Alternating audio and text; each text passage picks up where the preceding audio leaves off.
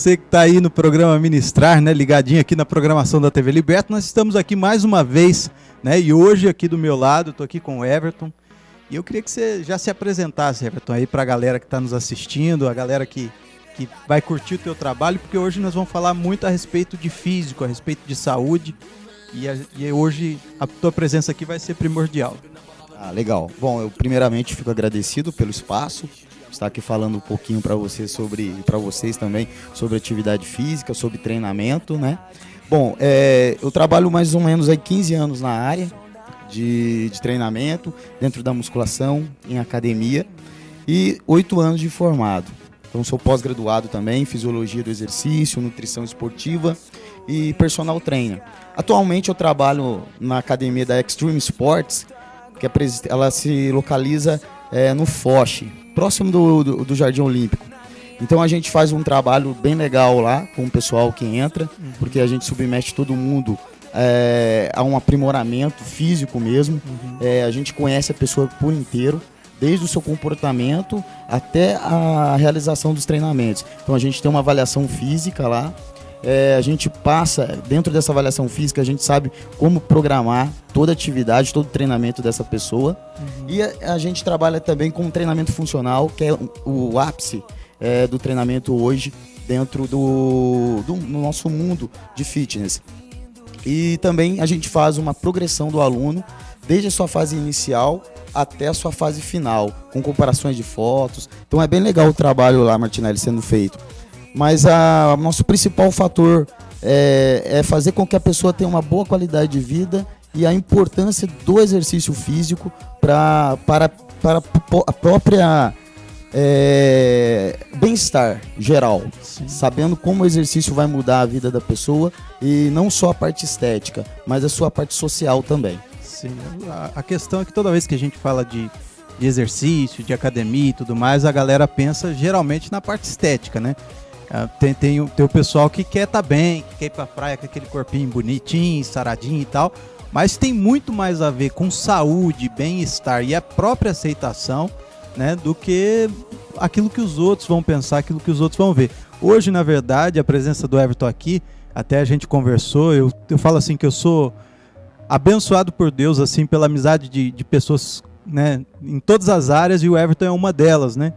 E hoje a gente vai estar falando a respeito de um tema que é muito evidente, que é a saúde, e também vamos falar como que acontece a questão do condicionamento físico no inverno. A gente está vivendo esse calor, esse verãozão, né? Mas a gente sabe que vai chegar o frio.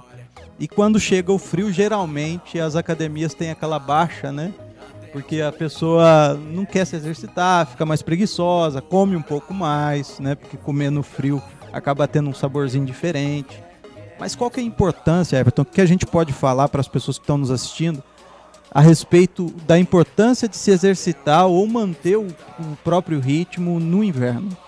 Sim, geralmente é como você falou, no verão as pessoas realmente se preocupam mais, né? Elas vão à academia com o objetivo que no verão vai acontecer um milagre. Sim. E muitas das vezes não é isso que vai acontecer.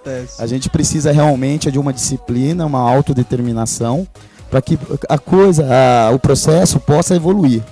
E no treinamento físico não é diferente. Como tudo na vida, a gente precisa ter um propósito. No treinamento físico não é diferente. No inverno, se a pessoa for analisar, no inverno ela tem muito mais benefício do que no calor.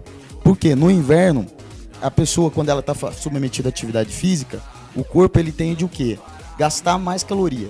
Fazer com que o metabolismo acelere mais. Por quê? Para manter a temperatura do corpo.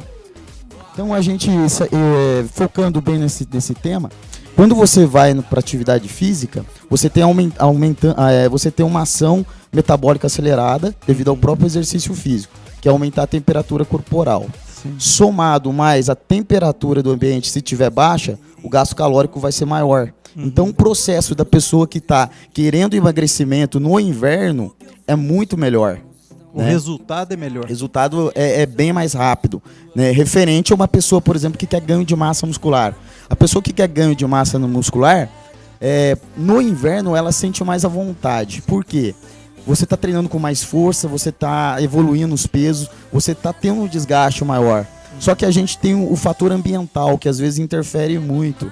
E se a gente for ver aí nos atletas, os atletas, você pode até analisar no rendimento, quando um jogo de futebol, por exemplo, quando você está com o ambiente muito quente, o rendimento cai, porque há muita desidratação, muita perda de sais minerais. Que é aquela diferença clara que a gente vê de um jogo que acontece na Bahia, por exemplo, e um que acontece no Rio Grande do Sul. Com certeza, é bem diferente. Outra coisa que a gente analisa, se você faz, por exemplo, o treinamento físico, um desportista, por exemplo, que um desportista é diferente de um atleta. Sim. O atleta, ele visa a auto-performance. O desportista, ele visa o quê? O bem-estar. Sim. Né? Então, muitas das vezes, ser um atleta não é sinônimo de bem-estar. Então, o desportista, ele busca o quê? Estar bem consigo mesmo, tanto na parte estética como na parte de saúde.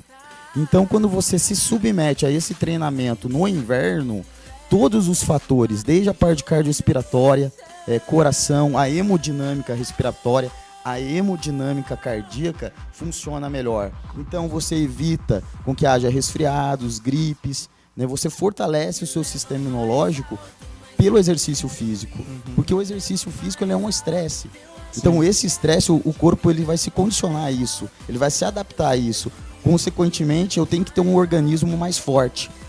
Então, o exercício físico faz com que você tenha esse organismo mais forte. Ele se adapta a esse ritmo.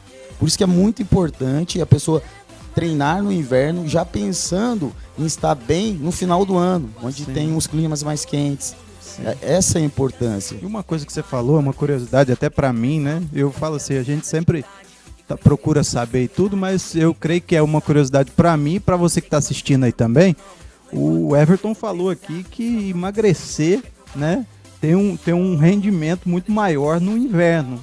E isso eu acredito que tem um monte de mulher agora que vai ficar desesperada querendo malhar no inverno. Né? O ritmo a mulher hoje, o que mais busca emagrecimento hoje é o público feminino, sim, né? Com certeza. E o emagrecimento, ele acontece não só referente ao treinamento, não. É a mudança de hábito alimentar. Não é que a pessoa, tenho que entrar em dieta, não gosto de fazer dieta. A questão não é você gostar de fazer dieta, é você mudar os seus hábitos. A dieta é uma consequência. O que a gente resiste muito é mudar os nossos hábitos. Na verdade, a gente cria alguns hábitos e a gente mantém aquilo a vida toda, né? Isso. E essa mudança, esse choque, né, de mudança é que muita gente quer evitar. Então a pessoa, às vezes, ela prefere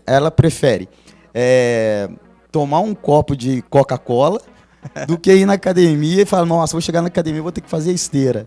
Sim, né? Sim. Então, essas mudanças de hábito que tem que ocorrer.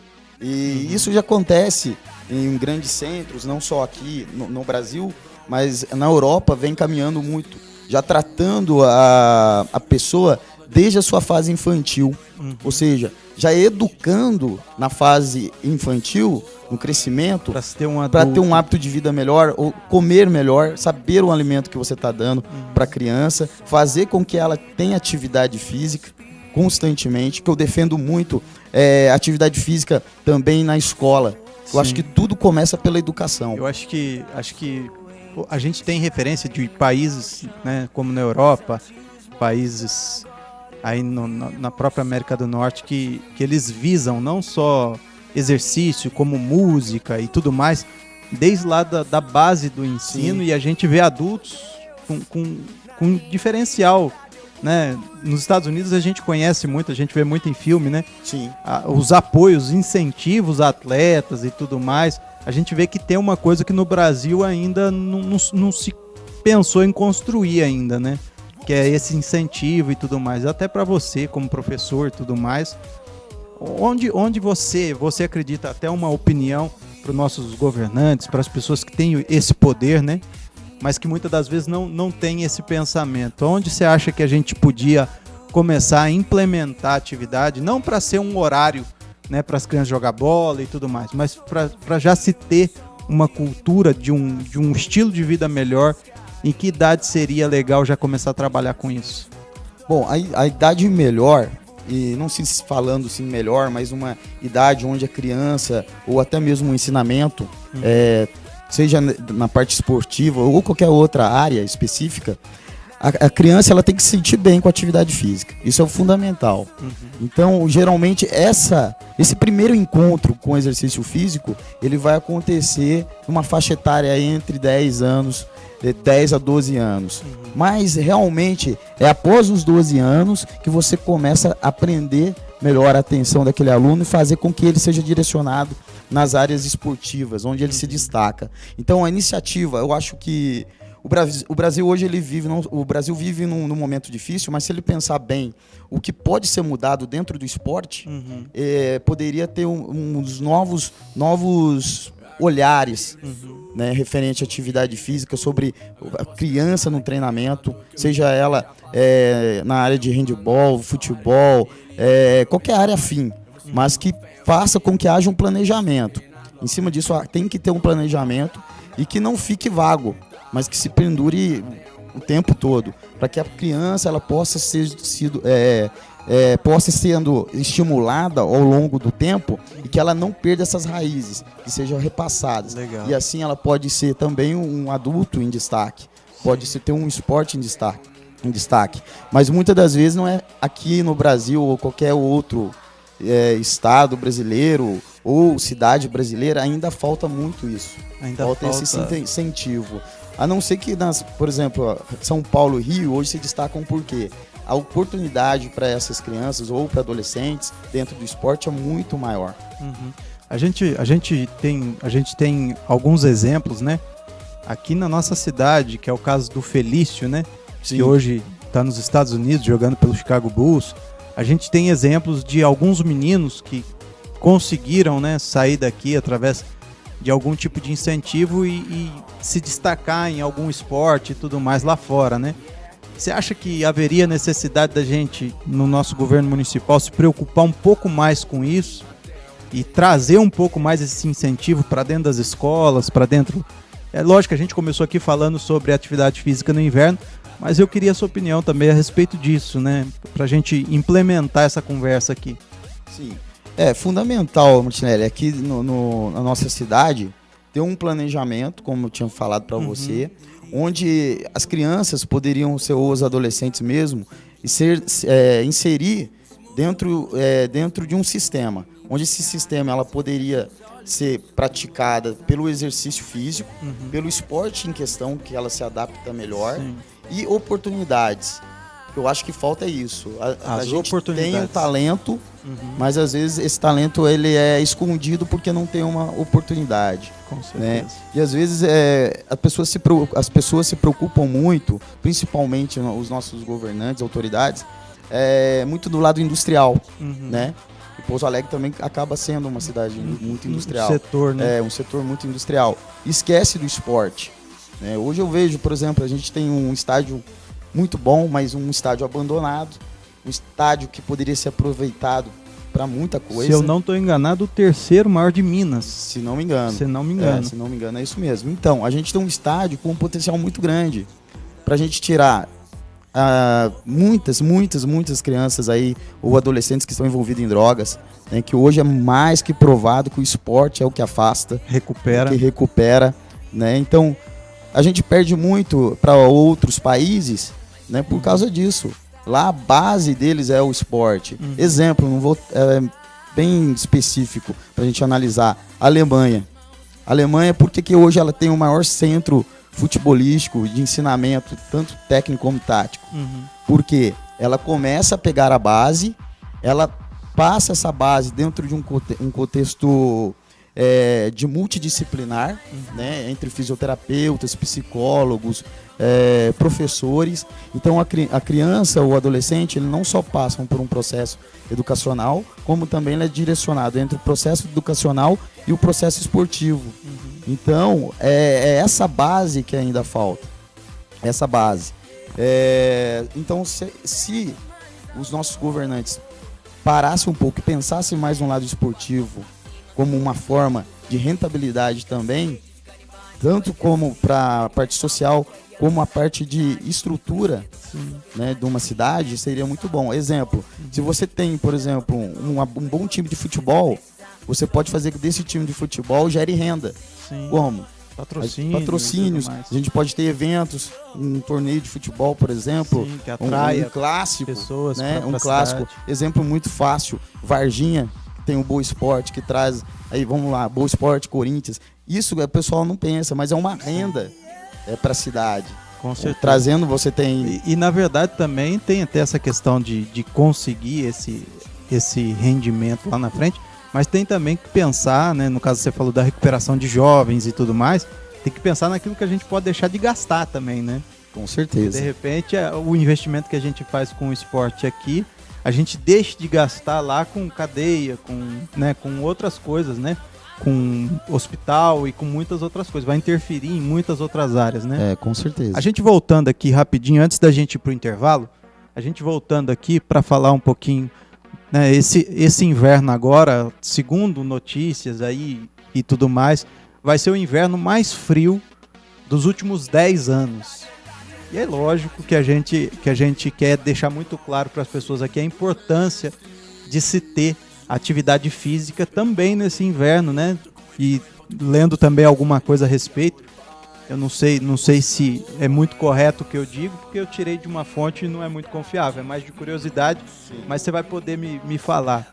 Diz que o maior índice de pessoas que morrem de infarto, de problemas cardíacos e tal, morrem no inverno, né? Então eu queria que você comentasse um pouquinho a respeito disso. Sim. Martinelli, é um dado até preciso, porque se a gente analisar fisiologicamente, no inverno, a gente tem todo o processo de contração, desde a parte muscular. Exemplo, que eu vou te falar bem sobre isso. Quando você entra na musculação, por exemplo, numa atividade física, numa academia, e ela vai submeter uma musculação, ok? Sim. Um treinamento de muscular. Primeira coisa que a gente tem que se preocupar com essa pessoa no inverno é que ela tá saindo num ambiente que às vezes não está muito habituado e entrando em um outro ambiente, que no caso é o treinamento. Sim. Mas aí eu tenho que saber que essa pessoa nunca sofreu nenhum tipo de treinamento, é uma pessoa iniciante. O que eu vou fazer? Preparar ela primeiro. Então eu vou falar com ela, vou explicar a ela primeiro, vou ter uma avaliação física com ela, onde eu vou conhecer todo o contexto de vida, tanto esportiva como referente a partir de doenças, se ela teve alguma debilidade e tal. Dentro disso eu vou começar a planejar o treinamento para ela, entendeu? Então isso vai acontecer sempre, não só no inverno, não, no verão, tudo isso aí acontece. Mas no inverno a gente tem uma preocupação grande, porque a gente pensa muito no aquecimento. Então a gente faz uma boa preparação com essa pessoa na academia dentro do aquecimento. A gente faz um bom alongamento, um bom aquecimento, e assim nesse aquecimento a gente tem esse aumento da temperatura, tem uma lubrificação articular dos tendões muito melhor para evitar essa lesão, e assim submete ela à musculação. Ou seja, no processo do frio, quando você aumenta a temperatura do corpo, você consegue ter um rendimento maior, até porque no frio você não tem tanta desidratação. Acontece, mas no frio você consegue diminuir essa ação. Você consegue segurar mais água. Mas o que acontece? No frio, a gente tem esse processo de contração. Igual o coração. O coração ele precisa contrair e precisa relaxar. Contrair e relaxar para estar mandando sangue para a periferia, para os outros membros, para assim o corpo funcionar bem. Quando você é uma pessoa que é cardiopata, por que ela tem muito desses índices alarmantes de infarto, né, AVC? Devido a essa contração excessiva dos nervos, do músculo cardíaco. Então, às vezes, das veias, né? Porque isso, com essa contração devido ao frio, essa contração é uma maneira do corpo se proteger. O corpo ele precisa ficar bem, vamos colocar aqui, a gente se encolhe, ou às vezes você está no sofá naquela época de frio, você dá encolhe tudo, por quê? Para você diminuir o seu campo de concentração do corpo. Então você tem que ficar juntinho assim para aumentar o grau de aquecimento. Então a artéria, ela faz esse mesmo processo. Ela se contrai, tá? E isso faz com que o sangue diminua a sua ação, a entrada do sangue, ou seja, levar o sangue para a periferia fica dificultada. Por isso que muitas das vezes a pessoa tem esses infartos fulminantes. Até um um desportista, ele tem que se preocupar muito. Fazer um futebol, por exemplo. A gente já viu casos assim, muitos casos. Até no futebol, por exemplo, qualquer outra atividade física, no inverno você tem que ter um bom aquecimento. para mostrar para o organismo, ou até mesmo para o sistema nervoso central, receber a informação, ou vai vir um estresse físico mais acentuado. Então vou preparar, vou fazer um bom aquecimento, aí equilibrei meu corpo, aumentei a minha temperatura. Apesar da temperatura externa ser baixa, mas eu aumentei a temperatura do meu corpo, então eu vou conseguir ter uma ação interna melhor. Né? Articulação, tendão, músculo bem lubrificado, o sangue tendo uma boa hemodinâmica, e assim eu vou conseguir ficar bem. Agora, realmente, esses dados, eles são bem pertinentes. Sim. A gente vai fazer um rápido intervalo aí, e a gente volta daqui a pouquinho. Aí no intervalo você vai conferir aí uma atração, e eu quero que você preste muita atenção no que eu vou estar divulgando aí no comercial. Na sequência eu volto te dando uma dica do que vai estar acontecendo, tá bom?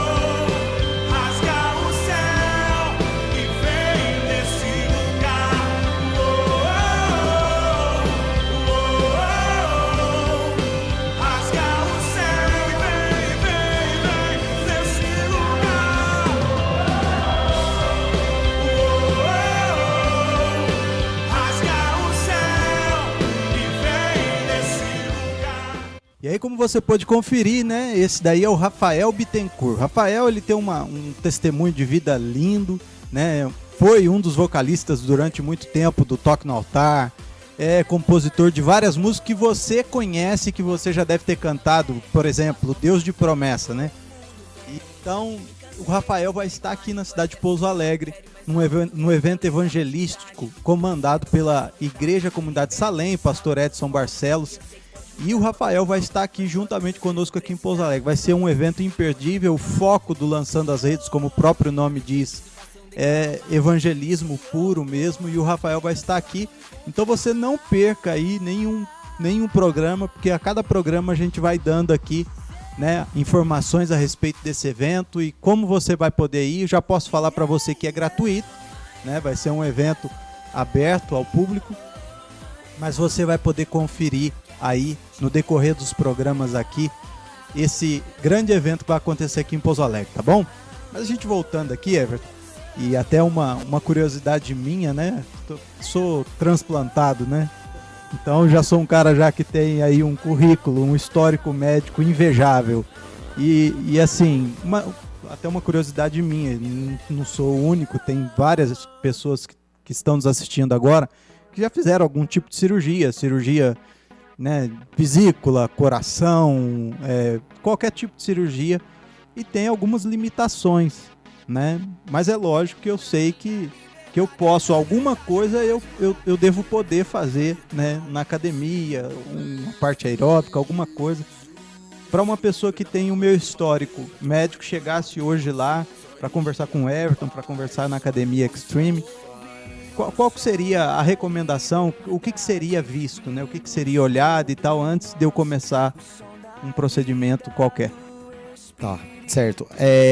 Bom, Martinelli, é legal você até entrar nesse assunto, que às vezes realmente as pessoas, quando se submetem a uma cirurgia ou tem alguma debilidade, né, ou já nasceu com um fator genético modificado, elas ficam realmente com receio de ir à academia, até ficam não com receio, eu sei que eu posso, mas ela fica se limitada a às vezes não ser aceita, né?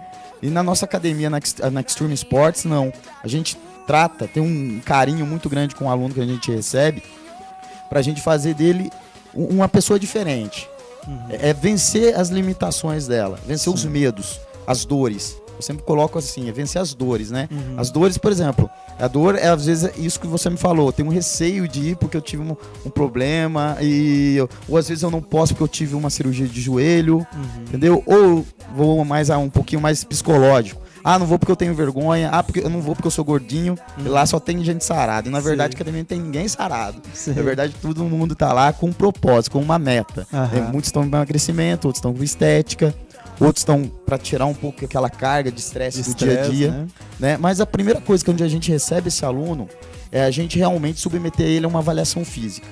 Nessa avaliação física, a gente vai conversar com ele, vai bater um papo bem legal, saber do que ele fez, se ele teve algum problema cirúrgico, né? Se essa cirurgia afetou, se ele tem, por exemplo, os movimentos íntegros, né? Ou não tem, ou seja, até onde ele pode ir. E em cima disso, a gente analisa os treinos, os exercícios. Quais serão os exercícios específicos, para que ele possa fazer sem nenhum problema. Então, a base da academia, da Extreme Sports, a gente como profissionais, tem vários profissionais gabaritados, que eu sempre também, aproveitando o espaço, para as pessoas não buscarem profissionais que não sejam habilitados. Ou seja, profissionais, que gerando profissionais maior, que entendem, profissionais que estudaram para isso, que sabem o que estão fazendo. Né? Tanto na parte física, como na parte psicológica, porque a gente, dentro do treinamento, a gente sabe trabalhar esse psicológico das pessoas, né? E muitas das vezes as pessoas, elas criam uma ilusão de coisas que são vendidas, e às vezes a pessoa não está comprando aquilo que vai dar resultado, ela está comprando uma imagem que não vai ter jeito, entendeu? É uma imagem de uma pessoa. Até aquelas coisas milagrosas, né? Justamente. Quando aparece na TV. Justamente. Ela vai comprar uma imagem, exemplo, de uma pessoa que treinou 20 anos, que colocou ela lá num elíptico, num Polishop, por exemplo. E acha que vai acontecer daquela forma. Né? Não vai ser daquele modelo. Em 20 dias ela tá daquele porque jeito. Aquilo lá é um tempo, é uma vida, né? Sendo praticado com disciplina, com determinação. Por isso que eu falo, a melhor forma não é o melhor exercício, porque não existe o melhor exercício. Existe o quê? A possibilidade de você entrar no treinamento e manter ele a vida toda. Para assim, o seu treino, o seu motivo de você estar lá todo dia, promova resultados a longo prazo, né? Com saúde, né? Acima de tudo. Então, a gente fazendo esse processo dentro da avaliação física, a gente vai conhecer a pessoa por inteiro. A gente tem a ação de composições corporais, onde a gente vai saber a quantidade de gordura que ela tem, se ela tem gordura peritoneal, que é a gordura nas vísceras, nos órgãos, né? A gente tem essa sensibilidade também. A gente vai ver também a resistência, a força, as circunferências corporais, onde mostra a modificação dela ao longo dos treinamentos, do tempo que ela está na academia. Pra gente resumir, vocês vão conhecer a pessoa por dentro inteiro, e por fora. A gente quer saber tudo, né? E aí tem o que é legal, a pessoa submetendo a esses treinamentos, a gente vai ter a comparação do antes e depois. E vocês vão conseguir atacar exatamente a necessidade dela. Uma coisa até que você falou aí, até a pergunta que eu fiz foi baseada até numa experiência que eu vivi. Que assim, eu tava fazendo exame de carteira e tal, e chegava na hora do exame e eu não conseguia passar, né? E aí eu não conseguia entender direito por que isso acontecia. Porque geralmente a pessoa que ela tem a limitação, ela não consegue, né? Ainda mais se essa limitação foi adquirida com o tempo, né? E aí eu ia fazer o exame e tal, e era reprovado. E aí um dia eu conversando, contando um pouquinho, o meu instrutor falou, pô, tá aí, achamos o problema. E eu falei, achou o quê? Eu tô falando da minha vida, o cara tá falando que achou o problema. Mas não é, ele falou assim, que exatamente pela limitação que eu tenho de um movimento, né, de abaixar e tudo mais por conta do tamanho da cirurgia que eu fiz, ele falou assim, no movimento de fazer a baliza, você não vai conseguir olhar para fora que nem os outros. Sim. Que é aquele movimento que se pede, né? O examinador vai falar, olha pra fora e tal, e você tem que olhar pra fora antes de sair com o carro, né? Você não vai conseguir dar uma ré e colocar o teu braço pra trás e olhar lá atrás. Você vai fazer mais uso dos retrovisores e tal. E eu falei assim, nossa, pior que é verdade mesmo, eu não consigo. Ele falou assim, então, no teu caso, não é que você não possa dirigir, é que você tem que acostumar com com essa limitação e fazer o uso de outros recursos do carro, né? E o examinador tem que entender isso, porque é uma limitação sua. E aí a gente fez, e não é que deu certo, rapaz, não é que deu tudo certinho. Quer dizer, ele entendeu, ele do lado de fora entendeu a minha limitação. Então quer dizer que se eu fosse na academia hoje, ia ser feito toda essa avaliação, né, todo esse estudo, me conhecer de fato como eu sou e tudo mais, e inclusive essa limitação, para depois, né, entrarem com a parte de exercício e tudo mais, com a preocupação exatamente focada em mim. Isso mesmo. Sim, é isso mesmo, Tinelli, é isso mesmo. A pessoa entrou, a gente vai conhecer ela, ver essa limitação dela. Como eu sempre falo, não existe, não posso fazer. Todos podem fazer, dependendo, seja lá se é um problema renal, se é um cardiopata, se é um hipertenso, né? Ou alguma pessoa que tem uma debilidade locomotora. Para você ter ideia, aproveitando o espaço, eu tenho uma aluna personal, ela tem 78 anos. A dona Malvina, gostaria até de mandar um abraço para ela. E ela faz 4 anos que ela está comigo, né? E ela tem artrose no joelho, né? Artrite, para quem não sabe, é uma degeneração dos meniscos. Então ela não tem um movimento assim, igual uma pessoa aí de 30 anos, uma pessoa mais jovem, que tem uma locomoção normal. Então ela tem essa debilidade. Quando ela chegou na academia, ela tinha muita dificuldade de andar. Aí falaram que pra ela, mas se fosse a senhora não entrasse na academia, porque isso aí pode aumentar o grau, pode a senhora só vai ficar, piorar. vai só piorar. Então se eu fosse a senhora eu não entraria. Aí ela, assim, porque eu acho legal que ela tem muita determinação, né? Então ela pegou, focou, começou a fazer os exercícios, a gente começou a acompanhar ela. Ela conseguiu uma evolução muito grande. E melhorou o movimento. Melhorou muito. Hoje ela anda normal, sabe? Não digo normal porque a gente tem umas debilidades ao longo da idade, né? Sim. Mas em vista do que ela entrou na academia, ela melhorou 80%, 90%. Então hoje ela anda, hoje ela sai, por exemplo, do equipamento com facilidade. Mas na mão do profissional certo, né? Do profissional correto. Porque o cara errado ia colocar ela na cadeira de roda, complicar. Né? Então hoje a autoestima dela melhorou, né? Então ela fala pra mim, nossa, eu gosto mais de estar na academia porque eu fico mais feliz, né? Ou mais alegre, né? Do que em outro local. Então quer dizer, a gente, além de você tratar a pessoa com essa limitação, você consegue dar uma autoestima diferenciada para ela. Ela passa a ver valores, né? E a gente passa também a ver valores que a gente pode trazer para a pessoa que vai na academia. Que às vezes essa parte de multidisciplinar entre médico, professores, né, educadores físicos, poderia ser mais consolidada. Porque quando você caminha dessa forma, seria uma vantagem para a pessoa que está recebendo esse tratamento muito grande, os resultados, né? Então, lá na academia, na Extreme Sports, a gente se preocupa muito com isso, ter essa relação com os médicos. Que eu acho que o médico ele é muito importante. O educador físico com o médico é uma soma maior ainda. Sim. Então, e quem é beneficiado é o aluno. É o aluno, é a pessoa que está querendo buscar resultado, ou ter uma vida melhor, uma qualidade de vida melhor. Com certeza. A gente vai, infelizmente, parando por aqui, né? A gente está chegando no final desse programa, mas eu tenho certeza que as informações foram muito boas, muito relativas para você aí. Então que você seja abençoado. Falando um pouquinho a respeito de como, né, a comunidade cristã em si vê a questão de exercício físico e tudo mais, eu queria que você pensasse que o teu corpo, você é templo do Espírito Santo, né? E querendo ou não, você não gostaria de morar num lugar sujo, num lugar feio, num lugar todo derrubado. Assim também é o Espírito Santo de Deus. Ele não quer fazer morada em qualquer lugar. Então você precisa cuidar sim muito bem do teu corpo, cuidar muito bem da tua saúde, porque Deus quer te usar, mas muitas das vezes você não tem saúde o suficiente para isso, né?